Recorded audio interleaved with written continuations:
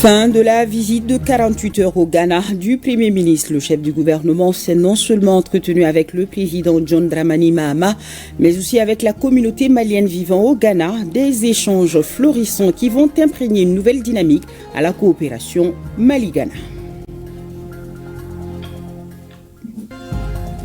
Ici, au Mali, on renforce le maillage sécuritaire.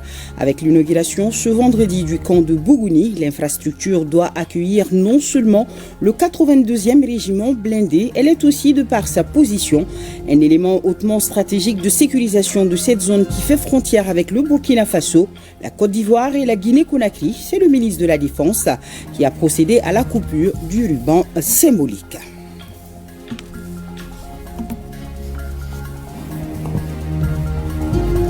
Statuer sur l'opérationnalisation des actions prioritaires dans l'espace AES, c'est désormais chose faite. Bientôt, nous aurons une banque confédérale pour l'investissement ou encore une centrale d'achat. Youssouf Diakité nous fera dans ce journal le point de la conclusion des travaux de la réunion des ministres de la Confédération des États du Sahel où toutes ces actions prioritaires ont été prises. Digitalisation de l'administration. Le ministre de la Justice lance le système de gestion intégré des dossiers judiciaires. Avec un simple clic, les justiciables pourront dorénavant accéder à plusieurs dossiers de justice facilement et rapidement. Bemba Sibi nous donnera plus d'explications au cours de cette édition. Voilà pour le sommaire. Bonsoir à tous. Merci de nous suivre. Et tout le plaisir est pour moi de vous retrouver. Toutes nos excuses pour ce léger retard. Au cours de ce journal, vous aurez également la lecture du communiqué du Conseil des ministres avec Mahamadou Koné. Le Premier ministre, ministre de l'Administration territoriale et de la décentralisation, le général de division Abdoulaye Maïga, a rencontré cet après-midi à la primature les acteurs de la coordination des actions humanitaires au Mali. Ils sont venus présenter au chef du gouvernement les besoins humanitaires et le plan de réponse élaboré avec l'ensemble des acteurs. Mamari Koné, Aliou Touré, reportage. C'est un document cohérent et unique qui est présenté au chef du gouvernement. Un document élaboré par l'ensemble des acteurs de la coordination humanitaire dans un contexte particulier. Un contexte marqué par une crise complexe découlant de la situation sécuritaire exacerbée par des facteurs de vulnérabilité, des défis socio-économiques et le changement climatique. Le travail a commencé depuis le niveau local, communautaire, le niveau régional et la phase nationale. Et ensemble, on a fait tout ensemble. Cette année a été une année assez difficile avec les inondations et tout ce qui s'ensuit, mais on a fait tous les déplacements ensemble. Le document vise deux objectifs stratégiques, à savoir sauver et préserver la vie et la dignité des populations et garantir un accès minimum et équitable aux services sociaux de base aux personnes vulnérables à travers une assistance multisectorielle. Processus qui a été extrêmement inclusif et je voudrais ici vraiment saluer le leadership de Madame la ministre et l'ensemble de ses équipes et aussi d'autres équipes sectorielles du gouvernement malien pour vraiment l'accompagnement, mais les conseils qui nous ont permis donc de faire ce plan, comme elle l'a dit, qui a été donc un plan inclusif, participatif. En 2025, les organisations humanitaires devraient apporter une assistance essentielle à 5 catégories qui sont les déplacés internes, les réfugiés et demandeurs d'asile, les rapatriés, les retournés et les victimes des violences basées sur le genre. Je voudrais rappeler, je pense que cela a été pris en compte dans la méthodologie, c'est de ne jamais oublier les 3 principes dictés par le chef de l'État qui guident l'action publique au Mali, à savoir le respect de la souveraineté, le respect de nos choix de partenariat et de nos choix stratégiques, la prise en compte des intérêts vitaux du peuple malien dans toutes les décisions. Donc je me réjouis du fait de savoir que c'est la première fois qu'il y a un tel exercice, disons, de cohérence, d'intégration entre votre démarche d'un côté, bien entendu, la démarche gouvernementale. Le plan de réponse humanitaire 2025 sera lancé dans les prochains jours. Le Premier ministre est de retour, vous venez de le voir. Il vient juste de boucler hier soir son séjour de 48 heures au Ghana. Le général de division Abdoulaye Maïga, reçu en audience par le président ghanéen John Dramani Mahama, était porteur d'un message du président de la transition, le général d'armée Assimi Goïta. La visite au Ghana a aussi été le lieu pour la délégation malienne de rencontrer notre diaspora avec laquelle les échanges ont été florissants. Mamari Kone, Aliou Touré. Le Mali et le Ghana ont en commun plusieurs défis, notamment dans les domaines de la sécurité, du développement et de la lutte contre le terrorisme. Cette visite du Premier ministre, ministre de l'administration territoriale et de la décentralisation, aura permis aux deux pays d'envisager l'avenir avec sérénité. Porteur d'un message du président de la transition, le général d'armée Assimi Goïta, à son homologue ghanéen, le général de division Abdoulaye Maïga, est reçu au Centre international des conférences d'Accra. Nous étions porteurs d'un message de la part de son Excellence le général d'armée Assimi Goïta, président de la transition, chef de l'État du Mali, chargé de transmettre ses vœux de bonheur, de plein succès à son homologue et frère, le président de la République, John Dramani Mahama. Pour son Excellence le général Goïta, pour le peuple malien, l'arrivée au pouvoir de son Excellence le président John Dramani Mahama est un espoir pour le panafricanisme. Les liens séculaires entre nos deux pays, la relance de la Grande Commission mixte de coopération dont la dernière remonte à 2012 sont entre autres sujets abordés. Lors des entretiens, le dirigeant ghanéen a aussi exprimé sa disponibilité à travailler avec le Mali au sein d'organisations fortes malgré la création de la Confédération des États du Sahel. Avant de quitter Accra, le Premier ministre a rencontré la communauté malienne vivant au Ghana. Estimé à plus de 3 millions, les Maliens vivant au Ghana évoluent dans plusieurs secteurs d'activité. Lors des échanges, il a salué le rôle joué par la diaspora dans la réussite de la transition. Le gouvernement ni CNT en bɛɛ jigi dalen bɛ jamanadenw kan maliyɛn minnu bɛ Mali kɔnɔ ani maliyɛn minnu bɛ Mali kɔ kan.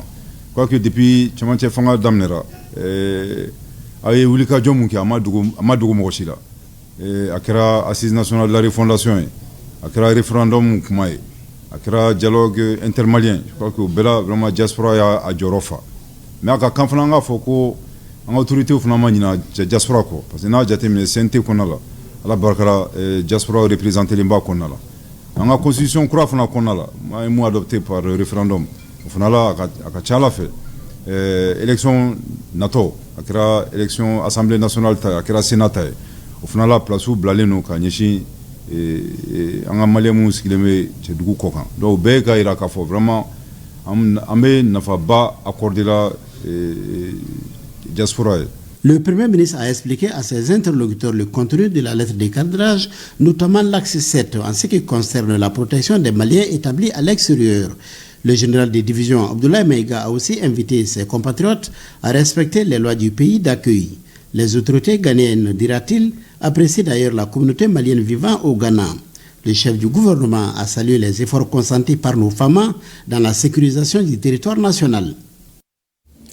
Retour à Bamako et je vous invite à suivre la lecture du communiqué du Conseil des ministres tenu aujourd'hui sous la présidence du président de la transition, le général d'armée Assimi Goïta. À m'écouter sur ce plateau, Mamadou Kone, bonsoir.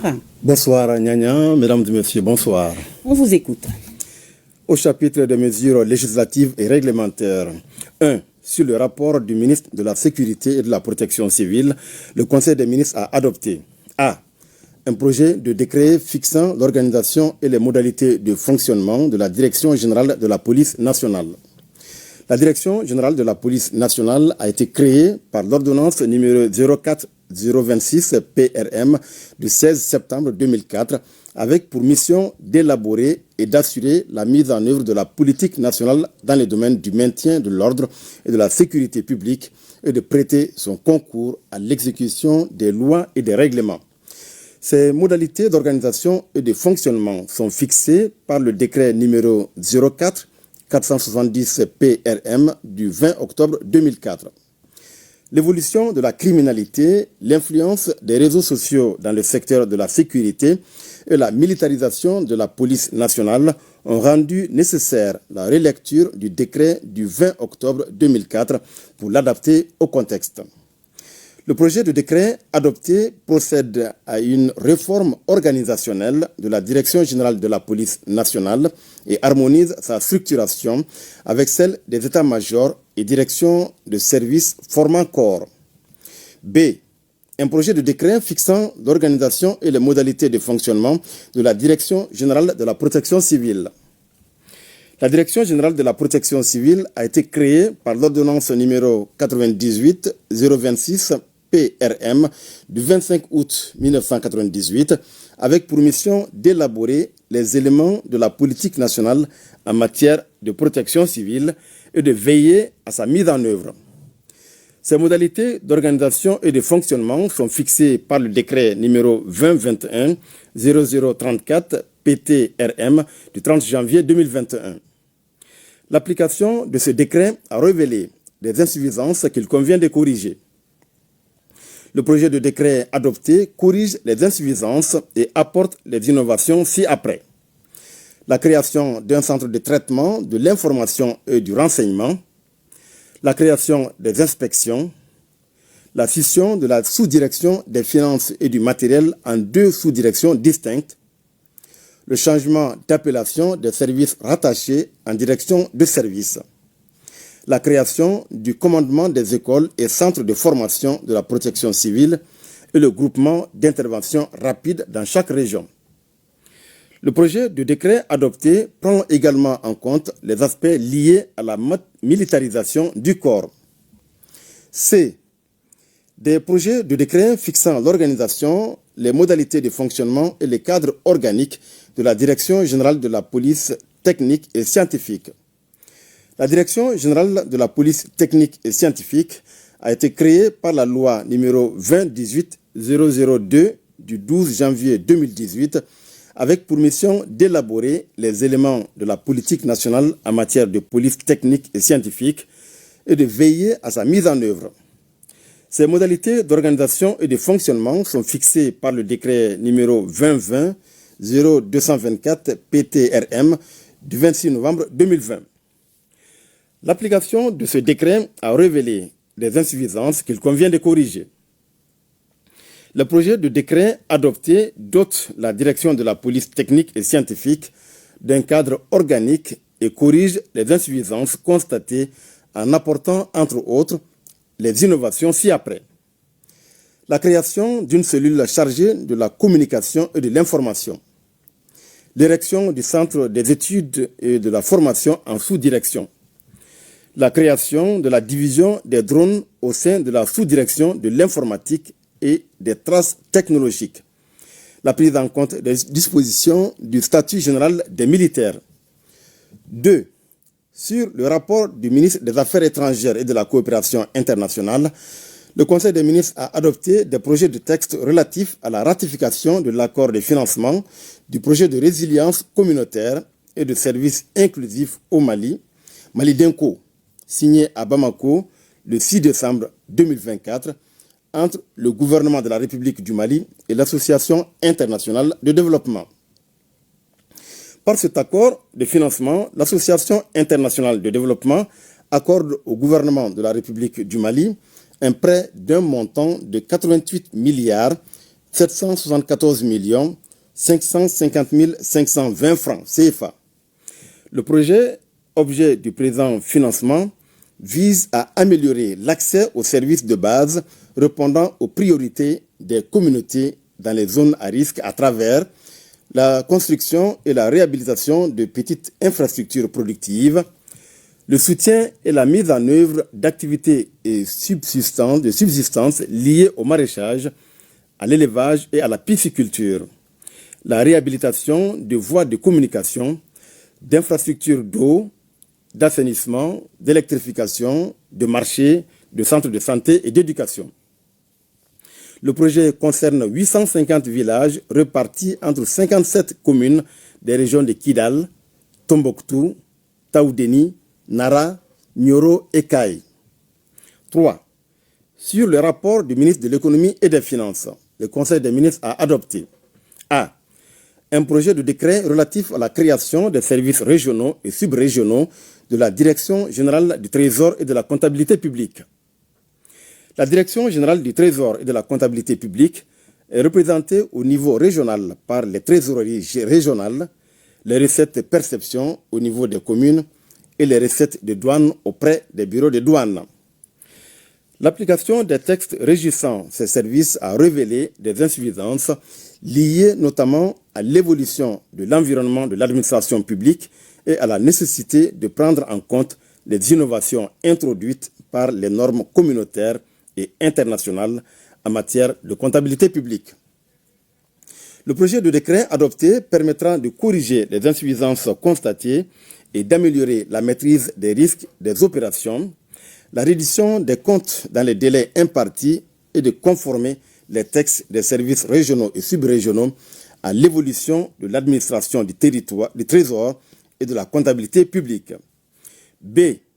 Un projet de décret portant approbation de Mali Denkoura Nyeta Siraka San Moua Biorni Sabama et de la stratégie nationale pour l'émergence et le développement durable 2024-2033. Le Conseil des ministres, en sa session du 27 décembre 2024, a pris acte d'une communication écrite relative à Mali Koura Nyeta Siraka San Ben San Moua Bioroni Sabama et la stratégie nationale pour l'émergence et le développement durable 2024-2033. La stratégie nationale pour l'émergence et le développement durable 2024-2033, cadre opérationnel pour la première décennie de mise en œuvre de Malikoura Nyeta Siraka Ben San Moua Bioroni Sabama, est une initiative ambitieuse et inclusive visant à transformer le Mali en une nation émergente en 2033. La mise en œuvre de ce cadre stratégique qui place le citoyen malien, le Mali Denkoura, au cœur des priorités et en le considérant comme un acteur autonome capable de prendre en main son destin, permettra la refondation de l'État et la transformation structurelle de l'économie. Le projet de décret adopté consacre l'approbation formelle de Malikoura Nyeta Siraka Ben San Moua Bioroni Sabama et ouvre la voie à la mise en œuvre des projets structurants identifiés. 4. Sur le rapport du ministre des Mines, le Conseil des ministres a adopté un projet de décret autorisant le transfert au profit de la société Coralie Sud SA du permis d'exploitation de grandes mines d'or de Coralie Sud dans le cercle de Sadiola, région des Cailles, attribué à la société LGC Exploration Mali Sarl. Un permis d'exploitation de petites mines a été attribué à la société LGC Exploration Mali Sarl à Coralie Sud dans le cercle de Sadiola, région des Cailles, suivant l'arrêté numéro 2022-1013 MMEE SG du 15 avril 2022. En vue d'une exploitation optimale du gisement de Coralie Sud, Allied Gold, l'opérateur de la mine de Sadiola et un des actionnaires de la société Exploitation des mines d'or de Sadiola et LGC Exploitation Mali Sarl ont conclu un accord de cession du permis d'exploitation de petites mines de Coralie Sud en novembre 2023 et convenu de mettre leurs efforts ensemble pour une exploitation économique du gisement mis en évidence. Les activités effectuées dans le cadre de la mise en œuvre de cet accord ont révélé des réserves exploitables estimées à 8,8 millions de tonnes et des opportunités d'augmenter ces réserves. C'est ainsi qu'Allied Gold a proposé un nouveau plan d'exploitation qui rentre dans la catégorie des grandes mines. La transformation du permis d'exploitation de petites mines de Coralie Sud en permis d'exploitation de grandes mines a été attribuée à la société LGC Exploration Mali Sarl par le décret numéro 2024-0588 PTRM du 23 octobre 2024 à Coralie Sud. Le projet de décret adopté autorise le transfert au profit de la société Coralie Sud SA du permis d'exploitation de grandes mines d'or de Coralie Sud dans le cercle de Sadiola. 5. Sur le rapport du ministre de l'Artisanat, de la Culture, de l'Industrie hôtelière et du Tourisme, Le Conseil des ministres a adopté un projet de décret instituant la Biennale artistique et culturelle du Mali. Les autorités de la République du Mali ont marqué, dès les premières années de l'indépendance, leur volonté de promouvoir et développer une culture malienne forte, ancrée dans les valeurs de notre société et ouverte au monde en vue de réaliser une unité nationale fondée sur le sentiment d'identité commune. Cette volonté s'est traduite par la création de formations artistiques nationales nées de la Semaine nationale de la jeunesse, dont la première édition a eu lieu en 1962. La Semaine nationale de la jeunesse deviendra en 1970 la Biennale artistique, culturelle et sportive, puis la Semaine nationale des arts et de la culture. Instituée par l'arrêté numéro 2110 MJSAC-CAB du 30 mai 1979, l'organisation des différentes éditions de la Biennale a révélé des insuffisances, notamment l'inadaptation de l'arrêté au cadre institutionnel et la non prise en compte de la dimension industrie culturelle et créative. Le projet de décret adopté institue la Biennale artistique et culturelle et permet sa tenue de façon tournante dans une région ou dans le district de Bamako. Son adoption participe de la mise en œuvre d'une des recommandations des Assises nationales de la refondation et permettra d'inscrire la manifestation dans une vision politique de souveraineté culturelle nationale. Au chapitre des communications, 1. Le ministre de l'Administration territoriale et de la décentralisation a informé le Conseil des ministres de la dissolution des conseils communaux des communes rurales de Djalakorodji et de Safo, région de Koulikoro. La dissolution du conseil communal est prévue par la loi numéro 2023-004 du 13 mars 2023 portant Code des collectivités territoriales. Au terme de l'article 8 de la dite loi, le conseil communal peut être suspendu ou dissous. Dans tous les cas, le conseil communal est admis préalablement à fournir des explications écrites par l'entreprise du maire aux représentants de l'État dans le cercle.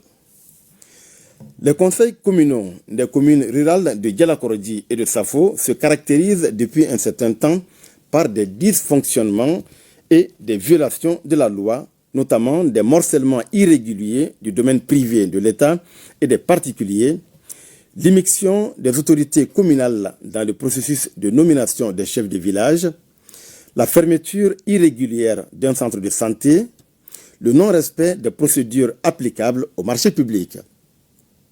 Face à ces situations de fautes graves de gestion administrative, une demande d'explication a été adressée aux 10 conseils communaux.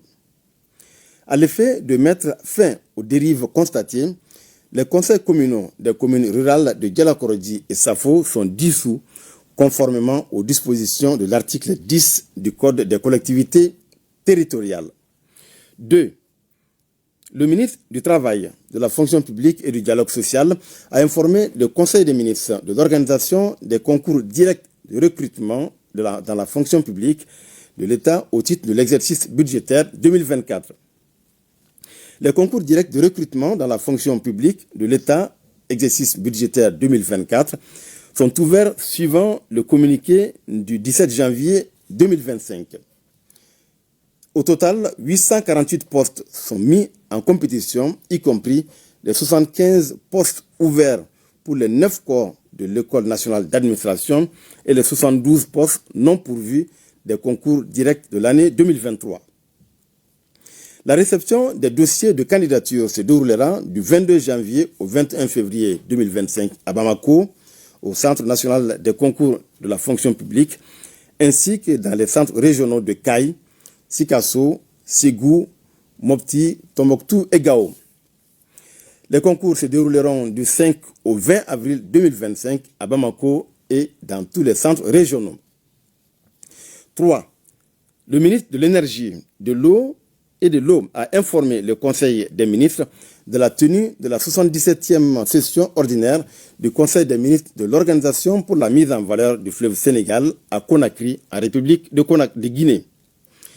La 77e session ordinaire du Conseil des ministres de l'Organisation pour la mise en valeur du fleuve Sénégal sera l'occasion d'examiner l'état d'exécution des différentes activités réalisées en 2024, d'adopter les programmes d'activité et les budgets 2025 des structures de l'organisation et les rapports des commissaires aux comptes sur l'exercice 2023.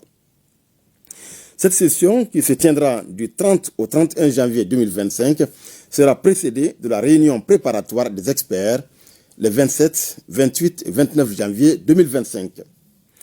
La participation du Mali à travers le ministre de l'Énergie et de l'Eau, assurant la présidence du Conseil des ministres de l'OMVS et le ministre de l'Économie et des Finances, sera l'occasion de sensibiliser les États membres sur la réalisation du projet de navigation sur le fleuve Sénégal et sur la gouvernance relative à la gestion des ouvrages hydroélectriques de Manantali, Felou et Gouina. 4. Le ministre de la Promotion de la Femme, de l'Enfant et de la Famille a informé le Conseil des ministres de la célébration de la Journée internationale de la femme 8 mars, 31e édition. La journée du 8 mars, institutionnalisée en 1977 par l'Organisation des Nations Unies comme Journée internationale de la femme, vise à promouvoir les droits des femmes et l'égalité du genre à travers l'investissement dans leur autonomisation économique et politique pour un développement inclusif durable. Au plan international, le thème de cette année est « Investir en faveur des femmes, accélérer le rythme ». Au niveau national, la journée sera célébrée sous le thème « Accélérer le rythme de l'autonomisation des femmes et des filles, gage d'un développement humain durable ». Ce thème s'inscrit dans la dynamique de réformes politiques et institutionnelles en cours au Mali en vue de renforcer les engagements internationaux et régionaux et nationaux relatifs aux droits civils, politiques, sociaux, culturels et économiques des femmes et à l'égalité du genre. Cette année, la cérémonie de lancement officiel de la célébration de la Journée internationale des femmes se tiendra à Koutiala. Des activités commémoratives se dérouleront à Bamako, dans les régions et cercles courant le mois de mars. 5.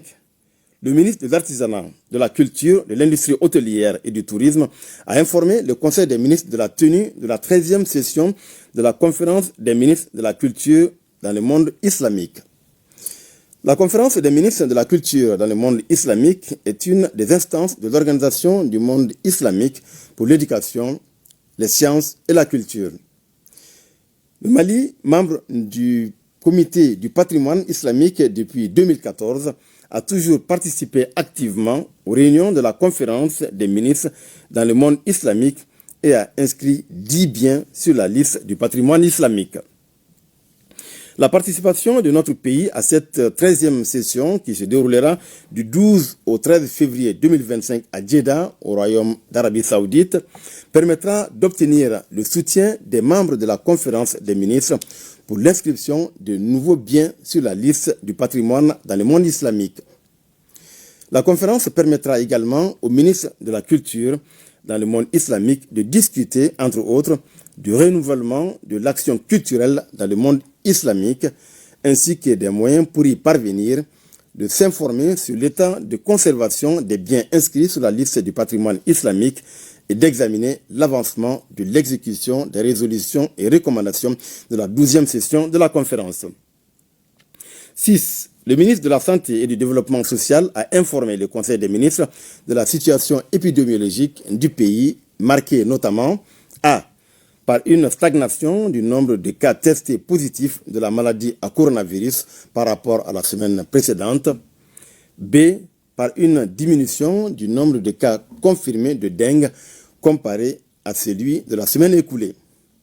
Le président de la transition, chef de l'État, a cependant appelé la population au respect strict des mesures de prévention et de lutte contre les maladies. Voilà, Nyanya Aliou Traoré, ce qu'il fallait retenir du communiqué du Conseil des ministres de ce vendredi. Merci beaucoup, Mahamadou Kone. Nous allons voir ensemble cette révolution. Prenez votre clavier ou votre téléphone et dorénavant faites un simple clic ou une touchée pour accéder facilement et rapidement à plusieurs dossiers de justice. Oui, c'est possible après le lancement du système de gestion intégré des dossiers judiciaires par le ministre de la Justice et des Droits de l'Homme, garde des Sceaux. D'autres explications, c'est avec Bemba Sibi et Abraman Doka Traoré. La justice à l'heure du numérique. Le lancement du logiciel de gestion intégrée des dossiers judiciaires par le ministre en charge de la justice est une avancée majeure. Elle participe de la volonté de réforme du secteur de la justice. Le système intégré de gestion des dossiers judiciaires permet d'accéder plus facilement et plus rapidement à de nombreux documents judiciaires. Le système est composé de 3 plateformes qui seront interfacées avec la base de données de l'état civil et du numéro d'identification nationale NINA pour renforcer le contrôle et la vérification des identités. Il constitue automatiquement la liste des personnes condamnées qui sert de base de données pour le casier judiciaire. Nous croyons que ce logiciel constituera une solution novatrice qui permettra de rendre plus accessible le service public de la justice. Cette dématérialisation des dossiers judiciaires est la concrétisation d'une vision du président de la transition il y a quelques mois à Sikasso, la digitalisation de l'administration. Cette initiative est une étape importante de la mise en œuvre de la vision du gouvernement de transition en ce qui concerne la transition numérique. La présente plateforme a été réalisée à la suite d'un long processus participatif et inclusif. C'est le lieu de vous annoncer que mon département, à travers l'Agence des technologies de l'information et de la communication AGETIC, prendra en charge l'interconnexion des juridictions de la phase pilote des dossiers judiciaires. Le logiciel que nous lançons aujourd'hui est un système intégré de gestion des procédures et des registres des dossiers judiciaires depuis la première instance, c'est-à-dire le premier degré de juridiction, jusqu'au second degré en passant par les voies de recours. La chaîne de traitement inclura aussi bien les procédures civiles, commerciales, sociales, administratives et pénales que la police judiciaire et l'état civil. Aussi, devrait-il permettre, comme cela s'entend, de dématérialiser toute la procédure judiciaire depuis la requête et le procès verbal jusqu'à l'établissement des pièces d'exécution et par extension à la gestion de la détention. La phase pilote de déploiement du système va se faire dans certaines juridictions et elle va prendre 2 ans. Semaine de la justice oblige. Restons avec le chef du département en visite dans 4 de ses services rattachés, dont le pôle national économique et financier. Ba Traoré, Oumar Traoré, reportage. La semaine de la justice mise à profit par le ministère de la Justice et des Droits de l'Homme pour avoir une idée du bilan des 4 services rattachés à travers une série de visites. Le ton est donné au PNEF, pôle national économique et financier. Ici, le secrétaire général du ministère de la Justice et des Droits de l'Homme prend connaissance des activités réalisées en 2024 à travers une communication donnée par le procureur du pôle. Pour les cabinets d'instruction, ils ont été saisis de 178 dossiers dans l'année. Sur la même période, ils en ont sorti 126. C'est à titre illustratif. La même chose pour la chambre de jugement. Nous avons enrôlé 60 dossiers dans l'année. Le tribunal en a sorti 69, ce qui fait les 115%. Donc c'est ça les chiffres sur l'activité judiciaire. Le garde des Sceaux prend la relève et conduit la délégation ministérielle dans 3 autres services pour le même exercice. Il s'agit successivement de l'Agence de recouvrement et de gestion des avoirs saisis ou confisqués ARGAS, la Direction nationale des droits de l'homme et du pôle national de lutte contre la cybercriminalité. Ce que nous sommes en train de faire s'inscrit dans le cadre de la vision et des orientations du président de la transition, chef de l'État, le général d'armée Assimi Goïta, qui a décidé de faire en sorte que la lutte contre la corruption, la lutte contre la cybercriminalité, la lutte contre le terrorisme, la criminalité transnationale organisée et toutes les formes de criminalité puissent être un combat du gouvernement. Une lutte que nous devons mener sans faiblesse.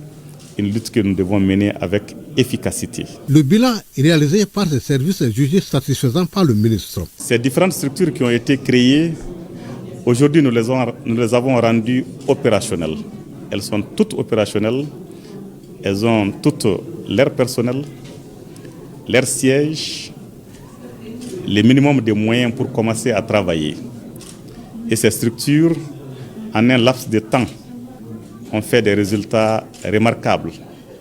Des résultats dont je suis fier et pour lesquels je félicite les responsables et tous les animateurs de ces structures-là. L'insuffisance des personnels et le manque de matériel logistique ont été évoqués par certaines structures. Le ministre Kassogué a demandé d'œuvrer de manière à consolider les acquis. Et je vous rappelle que la semaine de la justice a pour thème cette année la justice à l'heure des réformes. Nos autorités intransigeantes dans la préservation et le renforcement du maillage sécuritaire. C'est d'ailleurs l'un des vœux du chef suprême des armées. On peut le constater ce soir. C'est en partie acquis ce maillage avec l'inauguration ce vendredi du camp de Bougouni. L'infrastructure doit non seulement accueillir le 82e régiment blindé pour plus d'assurance, elle est aussi, de par sa position, un élément hautement stratégique de sécurisation de cette zone qui fait frontière avec le Burkina Faso, la Côte d'Ivoire et la Guinée-Conakry. C'est le ministre de la Défense et des anciens combattants qui a procédé à la coupure du ruban symbolique. Abdoulaye Sako, reportage.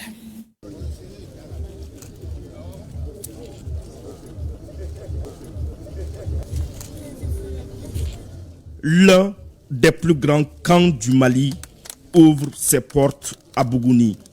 L'infrastructure militaire trône majestueusement sur une superficie de 752 hectares, soit plus de 7 km².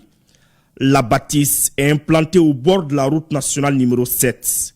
Sa position stratégique lui permet de veiller sur une région importante de par ses richesses géographiques, minières et culturelles et sa faune et sa flore. Ce joyau exclusivement militaire est doté d'équipements sophistiqués capables de répondre au contexte actuel. Des équipements ultramodernes qui seront maniés par des militaires aguerris au combat.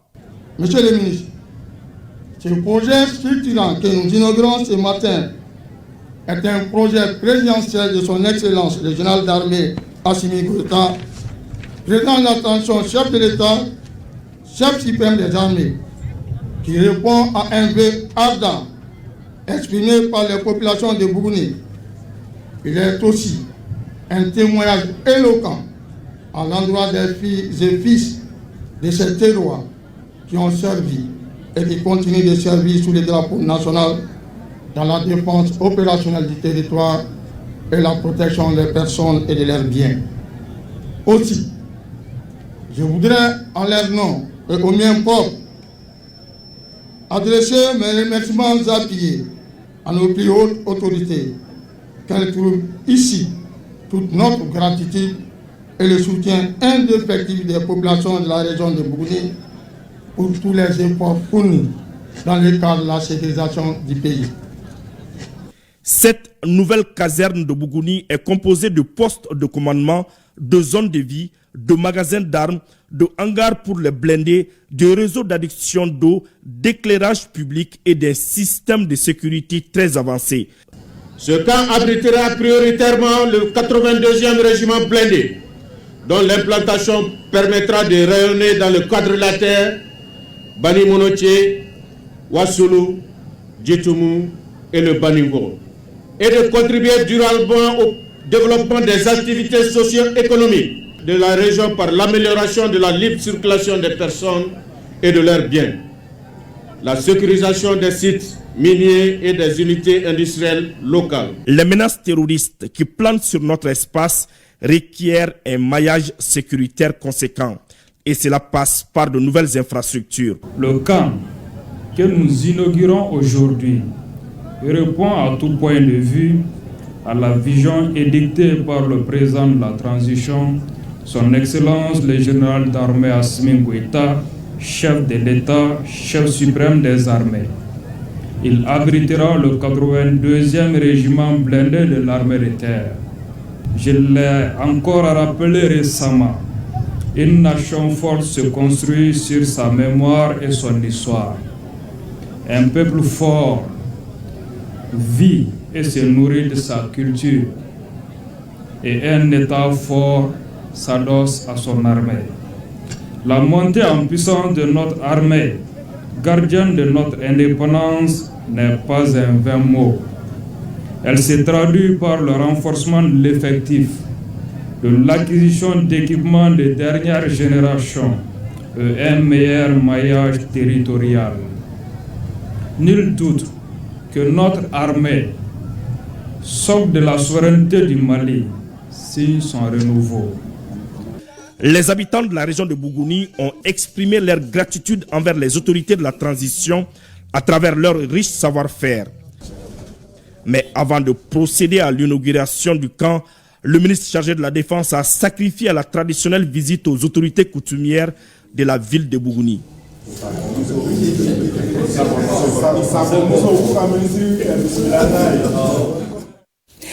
Renforcement de la sécurisation sur le terrain, mais aussi et surtout sur le plan communicationnel. L'école de guerre s'imprègne du fonctionnement des médias, particulièrement de celui de l'ORTM. Les auditeurs de la 4e promotion de l'école de guerre du Mali en visite dans nos locaux ce matin. Ils ont fait le grand tour des différents compartiments de l'office avant de s'entretenir avec l'équipe technique, avec à leur tête le directeur général Hassan Baba Diombele. Le travail de production, le traitement et la diffusion de l'information sur les chaînes de radio et télévision de l'ORTM au cœur des échanges. Cette promotion est dénommée promotion AIS et elle enregistre des officiers stagiaires des 3 pays de la Confédération suivant Seydou Traoré. La visite pédagogique des auditeurs de la 4e promotion de l'école de guerre du Mali à l'ORTM intervient à la fin du module de communication de l'établissement. Ils sont au total 25 auditeurs, dont 15 Maliens, 5 du Burkina Faso et 5 du Niger. De la première chaîne de télévision ORTM 1 à la radio chaîne 2, en passant par la radio nationale ORTM 2, les échanges ont surtout porté sur le travail d'information et de communication des différentes chaînes. Vu de l'intérieur, nous voyons que c'est vraiment, le groupe ORTM, c'est une très grosse machine qui utilise beaucoup de leviers pour pouvoir répondre aux attentes des populations. Ce qui m'a impressionné vraiment dans cette structure, c'est la complexité de l'ensemble des structures de diffusion, les radios, les télévisions, qui travaillent tout ensemble en bonne intelligence. Je suis très ravi de découvrir aujourd'hui c'est quoi la radio et télévision du Mali. Et surtout dans cette dynamique actuelle dans laquelle nous sommes, celle de la refondation de nos 3 États. Donc ma première impression ici qui se dégage, vraiment, je vis un personnel vraiment actif. Pour cette visite pédagogique, les auditeurs de la 4e promotion de l'école de guerre du Mali ont eu droit à des explications sur le partage de l'information et des programmes dans l'espace AISO. Nous avons quand même appris beaucoup de choses. Ceux qui ont la passion du service public nous ont quand même informés des enjeux, des vrais enjeux, d'une bonne information, comment rassurer la population en temps de crise. Le directeur général de l'ORTM a saisi cette visite pour rappeler le travail énorme de sa structure qui est présente aujourd'hui dans les 19 régions administratives du Mali et du district de Bamako. Une véritable odyssée ce matin dans les locaux du média d'État. On ne va pas s'arrêter en si bon chemin dans la connaissance de ce qui fait notre histoire. Partons ensemble à la découverte de ce tout pan essentiel de l'armada militaire malien. Il s'agit du musée des armées. Dans le cadre de l'initiative de l'amicale des anciens élèves du Prytanée militaire Mali, une journée porte ouverte s'est tenue au cours de la semaine dite de cohésion armée-nation. Une autre façon de permettre au public majoritairement jeune de connaître l'histoire des armées, leur évolution et fonctionnement. Suivons le reportage de Abdul Karim Kaba. Offrir un cadre parfait aux jeunes et à la population de tout savoir sur l'armée, son évolution et sa capacité actuelle, tel est le sens donné à cette journée porte ouverte au musée des armées. Pour permettre à la population malienne de venir visiter l'essentiel que nous avons appelé l'histoire du Mali, qui est important à tous les niveaux. À tous les niveaux pour permettre aux citoyens lambda de revivre, de connaître son histoire et aussi les différentes mutations de son armée. Du stand du régiment des commandos parachutistes à celui de l'amicale des anciens élèves du Prytanée militaire, en passant par la police, la garde nationale, le génie militaire, la protection civile et l'école de maintien de la paix, les visiteurs du jour se sont bien imprégnés des différentes composantes. Comment ça se passe pour si on veut tirer la parachute et tout. Après, on est venu l'informatique militaire. Ils nous ont dit que toutes les communications qui se passent ici, tout ce qui se passe là-bas, c'est eux qui font ça. Après, les génies militaires, tout ce qui concerne les bombes, les grenades, tout quoi. Chaque cadre a sa fonction. Les gardes nationales ont leur fonction, la police notamment aussi a sa fonction. Et j'ai appris aussi que la garde nationale a une devise, un serment et enfin... Cette journée porte ouverte au musée des armées a été même une occasion pour certains de tester le parachute. Inviter toute cette jeunesse à venir voir tout ce qui se passe au musée des armées comme passé, cela me donne beaucoup d'énergie et de motivation surtout. Cela montre qu'il faut encore travailler. Il faut continuer davantage à soutenir son armée. L'initiative de l'amicale des anciens élèves du Prytanée militaire est d'une importance capitale dans la relation entre l'armée et son peuple. C'est un message de soutien aux forces armées, c'est un message de solidarité et c'est l'engagement citoyen qui montre que l'armée malienne, émanation du peuple, ne se bat pas seule, ne se bat pas pour elle-même, elle se bat pour la nation malienne et les citoyens sont prêts à l'accompagner, à la connaître davantage, mais aussi à œuvrer pour que son travail soit efficace sur le terrain. La journée porte ouverte au musée des armées est la troisième activité de l'initiative de l'amicale des anciens élèves du Prytanée militaire après le concours de slam de soutien aux femmes et la conférence débat. La célébration du 20 janvier par l'amicale des anciens élèves du Prytanée militaire se poursuivra ce dimanche avec le cross de la paix et de la cohésion sociale. Cette activité bouclera la semaine de la cohésion armée-nation.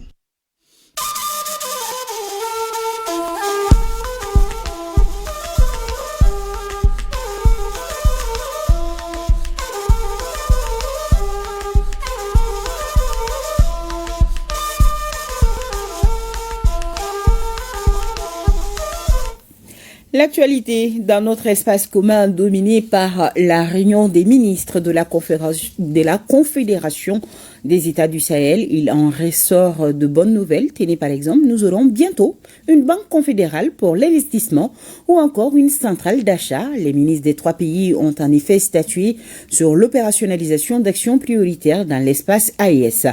Plus de précisions avec Youssouf Diakité. Cette réunion des ministres de la Confédération des États du Sahel vise à concrétiser les actions prioritaires contenues dans la feuille de route adoptée par les chefs d'État de la Confédération en juin 2024 à Niamey, notamment les actions relatives au pilier développement.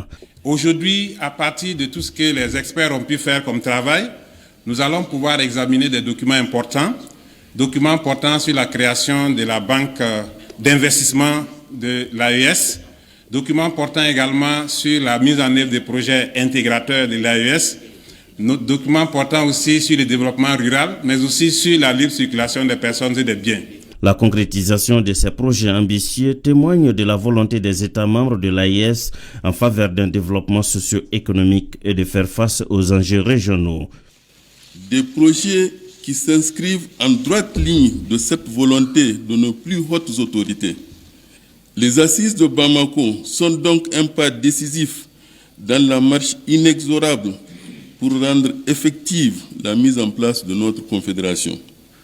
Parmi les projets prioritaires abordés, on note la création d'une institution financière qui réponde aux aspirations des peuples de l'AES pour soutenir le développement économique et les infrastructures des pays membres. Nous devrions, au terme de notre session, atteindre les objectifs spécifiques ci-après.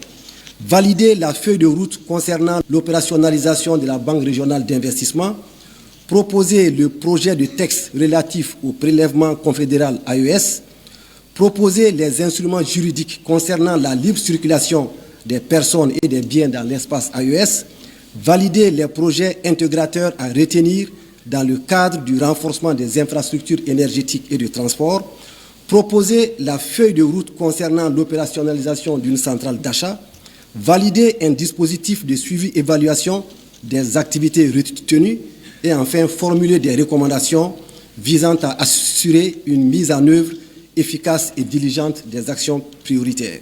À la fin des travaux, les 3 ministres maliens, nigériens et burkinabés ont apposé leur signature en guise de validation du communiqué final contenant les actions prioritaires retenues. On peut donc noter que la rencontre de Bamako a comblé les attentes.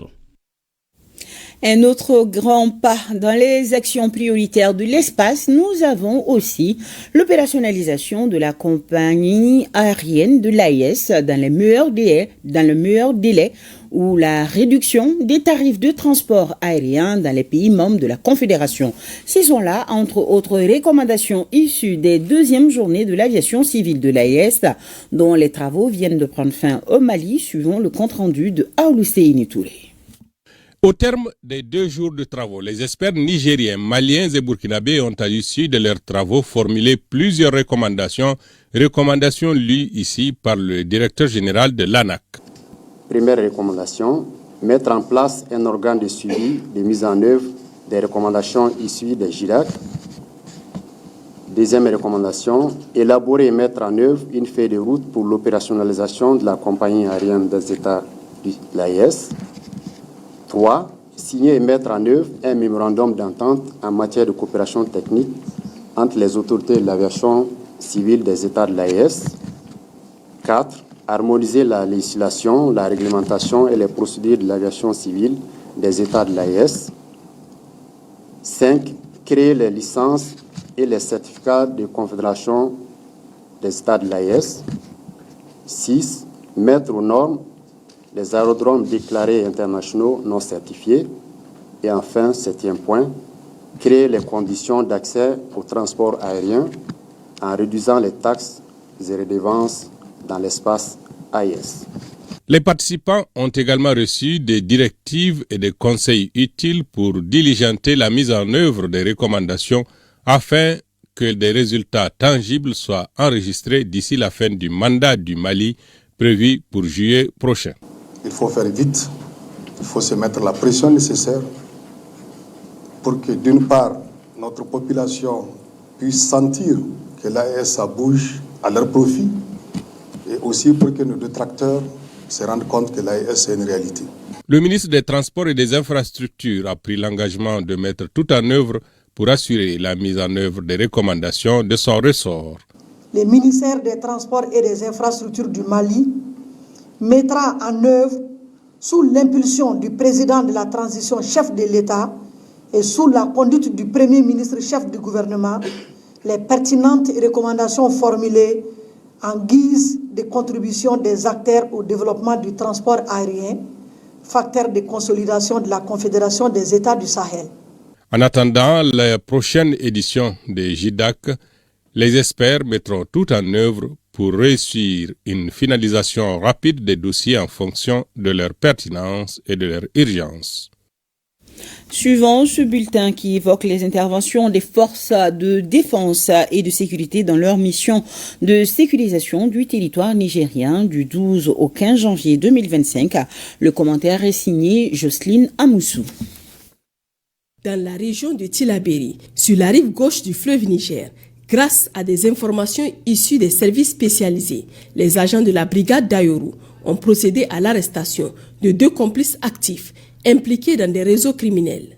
Lors de leur interpellation, les forces de sécurité ont découvert en leur possession une somme de 7 212 000 francs CFA, un bœuf volé et divers matériels. Sur la rive droite du fleuve Niger, une opération menée au marché de Kokorou a permis l'arrestation, le 12 janvier, d'un complice des groupes armés criminels déjà bien connu des services de renseignement. Cet individu est identifié pour sa collaboration avec Oumar Gaya, un criminel activement recherché, opérant dans les zones de Moma, Taratakou, Lemdou, Amarsingue et dans la région des 3 frontières. Dans la région de Dosso, au sein de l'opération Damissa, grâce à l'exploitation des renseignements concordants, la patrouille fluviale des forces de défense et de sécurité a intercepté à Bumba une pirogue en provenance de Malanville. À son bord se trouvait une grande quantité de logistique et 4 individus identifiés comme des complices impliqués dans le ravitaillement de criminels. Le même jour, dans l'après-midi, la position avancée de Bela a appréhendé 2 individus de nationalité étrangère soupçonnés d'avoir participé au récent sabotage du pipeline. Dans la région de Tawa, dans le cadre de l'opération Chara, une mission de ratissage menée dans le périmètre de Mousseka, sur le site présumé du sabotage, a permis de découvrir des cartouches et étuis de calibre 7,62 mm, ainsi qu'une batterie, laissant supposer l'utilisation d'un engin explosif improvisé. À proximité de la zone, un individu suspect a été appréhendé alors qu'il tentait de prendre la fuite lors d'une mission de reconnaissance offensive sur l'axe Tlemcès-Taza. Les forces ont intercepté 2 individus suspects. Lors de la fuite, l'analyse de leur téléphone portable a révélé des éléments accablants. L'un d'eux apparaissait sur des photos en tenue militaire tenant un pistolet. Chers concitoyens, les forces de défense et de sécurité tiennent à exprimer leur profonde gratitude pour votre soutien inestimable et votre collaboration active au quotidien. Grâce à vos milliers d'appels sur les lignes vertes fournissant des renseignements crédibles et des encouragements par moment, vous exprimez la confiance que le peuple nigérien accorde à ses forces de sécurité. Cette synergie entre la population et les forces de défense est cruciale pour renforcer notre sécurité collective. Les lignes téléphoniques restent ouvertes 24 heures sur 24 pour recevoir vos appels et vos signalements. Pour les forces armées nigériennes, le 40-40. Pour la gendarmerie nationale, le 40-00. Pour la police nationale, le 83-83. Au Burkina Faso, dans l'agenda des audiences du Premier ministre, retenant celle accordée à l'unité de gestion du projet de construction des infrastructures du mémorial Isidore Noël Thomas Sankara, Frédéric Nikiema nous en parle. Reconstruction de la mémoire du père de la Révolution d'août 1983. Le Premier ministre Rimtalba Jean-Emmanuel Ouedraogo remet au chef du département en charge de la culture un important lot d'archives et d'artefacts du capitaine Isidore Noël Thomas Sankara. La primature a donné l'exemple. C'est à la fois des archives sous forme de documents administratifs, des manuscrits du capitaine Thomas Sankara. Il y a également des archives audiovisuelles et donc un certain nombre d'éléments et d'artefacts que nous entendons collecter à travers l'ensemble du pays et même à l'international. Tout ceci pour valoriser le patrimoine culturel et l'héritage politique laissé par le père de la Révolution de 1983. Pour la valorisation de ce patrimoine, le chef de l'État burkinabé, le capitaine Ibrahim Traoré, procède le 15 octobre 2023 à la pose de la première pierre du projet de construction des infrastructures du mémorial Thomas Sankara. L'ensemble de ces collections vont être conservées au sein du futur musée, logé dans le mémorial Thomas Sankara. Nous sommes à la première phase qui se déroule en ce moment, mais nous allons multiplier la communication, multiplier les approches, identifier toutes les parties intéressées et nous allons donc nous-mêmes faire la démarche pour collecter au maximum, en tout cas tout ce qui peut contribuer à réhabiliter, comme je l'ai indiqué, la mémoire du capitaine Thomas Sankara, mais aussi à faire profiter aux générations à venir de l'héritage politique laissé par le capitaine Feu Isidore Thomas Noël Sankara. Et Père Wende Gilbert Ouedraogo d'inviter l'ensemble des Burkinabés ainsi que les amis du pays des hommes intègres, détenteurs de tout type de documents ou objets en rapport avec le père de la Révolution d'août 83, à prendre attache avec son département en vue d'enrichir le musée. Célébration par nos compatriotes à travers le monde de la journée nationale de la souveraineté retrouvée. Voyons pour la diaspora malienne du Burkina Faso, la montée des couleurs et la dispensation de leçons modèles ont marqué cette journée de célébration, nous disent Jérôme Tindano, Fanta Ouattara et Alassane Kiendre Beogo.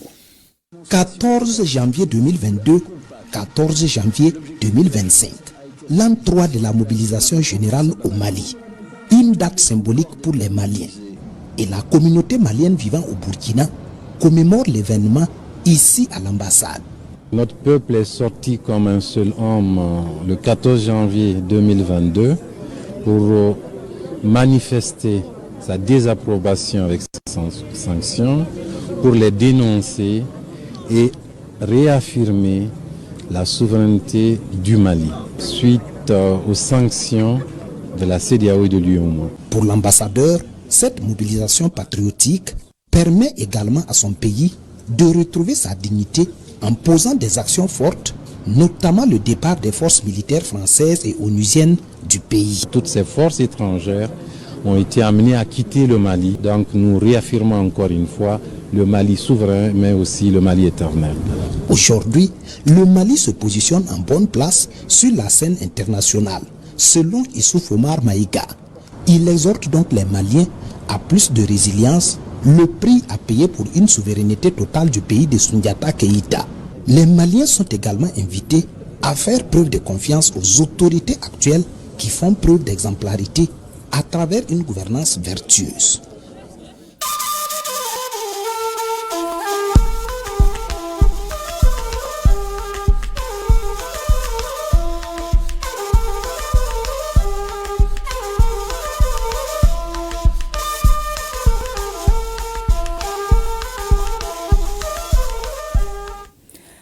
Le ministre du Travail, de la Fonction publique et du Dialogue social communique conformément aux arrêtés interministériels numéro 2024-442-67 du 6 décembre 2024, numéro 2024-42-68 du 6 décembre 2024 et numéro 2024-42-69 du 6 décembre 2024 sont ouverts les concours directs de recrutement dans la fonction publique d'État au titre de l'année budgétaire 2024.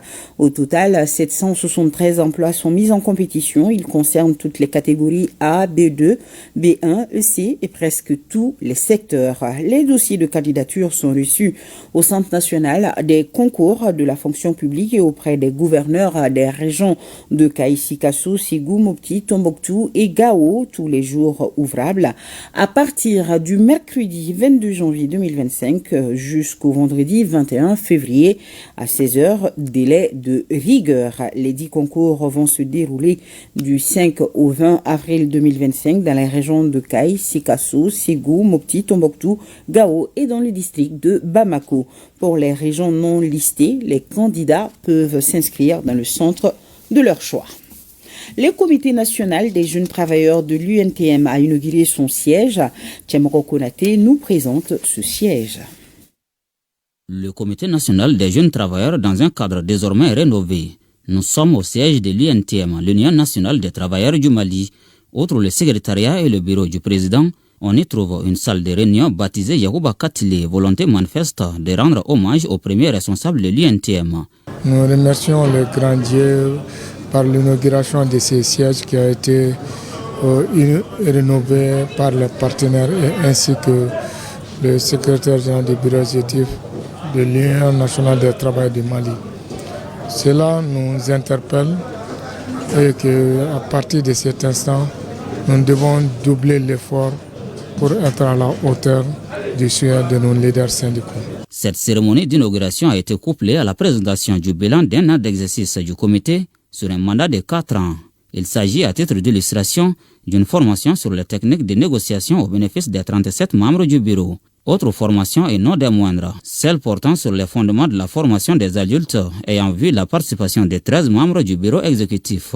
C'était du 20 au 28 décembre dernier au Togo. Nous avons vraiment appris des techniques très importantes en termes d'animation, de conception, de modules de formation. Et nous avons la ferme volonté d'essayer de faire la bonne transmission à nos camarades sur toute l'étendue du territoire. Un bilan plus que jamais satisfaisant que le Comité national des jeunes travailleurs doit à la trajectoire tracée par celui qu'il qualifie de force tranquille, allusion au secrétaire général de l'UNTM. Vous avez su démontrer une capacité remarquable à apprendre, à partager vos connaissances et promouvoir le dialogue social. Ces efforts témoignent non seulement de votre volonté de progresser, mais également de votre attachement à faire de l'UNTM un acteur incontournable du progrès social au Mali. Reconnaissance du mérite, des attestations ont été décernées aux 13 personnes ayant pris part à la formation des formateurs au Togo. Même sentiment de reconnaissance manifesté à l'endroit des structures et des particuliers qui, de près ou de loin, ont contribué au rayonnement du comité, dont le président s'est lui-même vu gratifié d'un chiwara à la surprise générale par les membres de son bureau.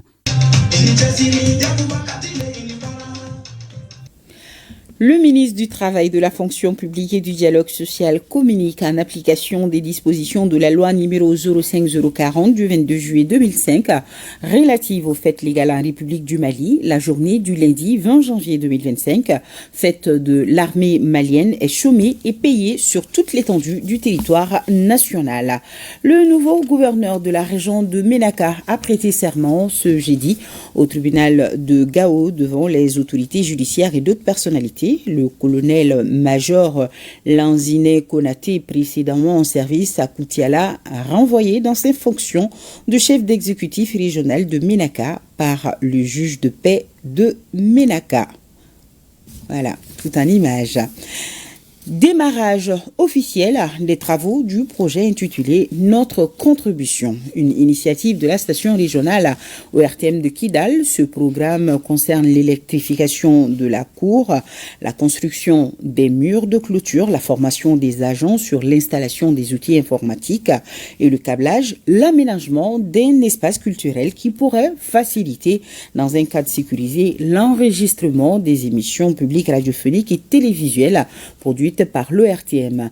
De grandes ambitions expliquées plus en détail par Idrissa Djibrila Maïga et Moussa Togo. Lancement du projet Tirgit Nana, autrement dit, notre contribution, par les soins du gouverneur de région, le général de division El Haj Gamou. Un projet phare qui s'articule autour de 5 axes majeurs. Le lancement de ce projet intitulé Tirgit Nana, autrement dit, notre contribution, est composé de 5 piliers, à savoir l'électrification de la cour, la construction d'un hangar moderne au sein du centre d'accueil Tchomogo Sagara, la couverture de murs de clôture en fil de fer barbelé, l'aménagement d'un espace culturel qui pourrait faciliter dans un cadre sécurisé l'enregistrement des émissions de l'ORTM. Ces réalisations répondent au souci de renforcer la sécurité et de doter la station régionale des équipements susceptibles d'améliorer les capacités de production et les conditions de travail des agents de l'ORTM. Le gouverneur de région a exhorté les services publics de l'État à emboîter les pas à l'ORTM Kidal pour ce genre d'initiative salvatrice. Il est bon que tous les chefs de services régionaux prennent souvent des initiatives pour faire fonctionner la région. Donc c'est très très important. C'est cela que je vous félicite, je vous remercie pour cette initiative. Notons que la clôture de la station régionale ORTM Kidal s'étale sur 873 mètres. Et nous avons ce dernier communiqué avant de fermer ce journal. Le directeur général de la Maison du Hadj rappelle à tous les organisateurs du Hadj campagne 2025 qui est la date butoir du 14 février 2025 pour la signature des contrats n'est pas négociable et aucune exception ne sera accordée. Il est impératif de finaliser ces contrats en les légalisant sur la plateforme Nusouk afin de permettre aux pèlerins maliens déjà inscrits d'effectuer leur Hadj dans les conditions optimales. Le directeur général de la Maison du Hadj, respectueux des accords signés, compte sur la bonne compréhension et la bonne collaboration de tous, décline toute responsabilité en cas de non-respect de cette date limite. Sur ce, prend fin donc ce journal. Merci à la réalisation et à la rédaction. Je vous souhaite un bon début de semaine. On se retrouve demain, même heure, même plateau et toujours avec le même plaisir renouvelé. Tout à l'heure, l'émission Performance sur une présentation de Siragatou Sissé. Bonsoir à tous et un grand merci à nos téléspectateurs de Badenko.